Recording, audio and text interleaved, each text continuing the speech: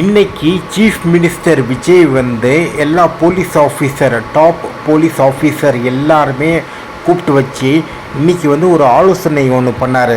அதில் வந்து ஒரு சஜஷன் வந்து சொல்லியிருக்காரு. கிட்டத்தட்ட ஒரு 3 சஜஷன் சொல்லியிருக்காரு. அந்த சஜஷனில் வந்து எல்லாமே பார்த்திங்கன்னா ஃபாஸ்ட்டாக பண்ணுங்கள், சீக்கிரமாக பண்ணுங்கள், அண்டு சீக்கிரமாக சால்வ் பண்ணுங்கள், எந்த க்ரைமாக இருந்தாலும் சீக்கிரமாக சால்வ் பண்ணுங்கள், இந்த மாதிரி சொல்லியிருக்காரு. ஓகே. ஆனால் அதே சமயத்தில் இந்த சீக்கிரமாக பண்ணணும், ஃபாஸ்ட்டாக பண்ணணும், அந்த மாதிரி இப்போ பண்ணாங்கன்னா கிட்டத்தட்ட போலீஸ்காரங்க வந்து பார்த்திங்கன்னா கண்ட மணிக்கு நிறைய பேரை அரெஸ்ட் பண்ணிடுவாங்க. இந்த ஸ்வாதி மர்டர் கேஸில் வந்து பார்த்திங்கன்னா அந்த ஸ்வாதி அரெஸ்ட் ஆன அடுத்த நாள்லேயே பார்த்திங்கன்னா ரயில்வே ஸ்டேஷனில் கிட்டத்தட்ட 200க்கு மேலே உள்ள நபர்களை அரெஸ்ட் பண்ணாங்க போலீஸு.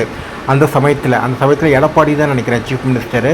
இதனால் மறுபடியும் இந்த அஜித்குமார், இந்த ஆகாஷ், இப்போ ஒருத்தர் போலீஸ் கஸ்டடியில் இறந்தாங்கள, அந்த மாதிரி போலீஸில் ப்ரூட்டாலிட்டி, அந்த மாதிரி நிறைய மன உளைச்சலான விஷயம் தான் நடக்கும். எதுனாலும் ஆக்டிவாக ஒரு சயின்டிஃபிக்கான ஒரு இன்வெஸ்டிகேஷன் ப்ராப்பராக நடக்கணும். நடந்தாலே எல்லாமே பிரச்சனையே இருக்காது.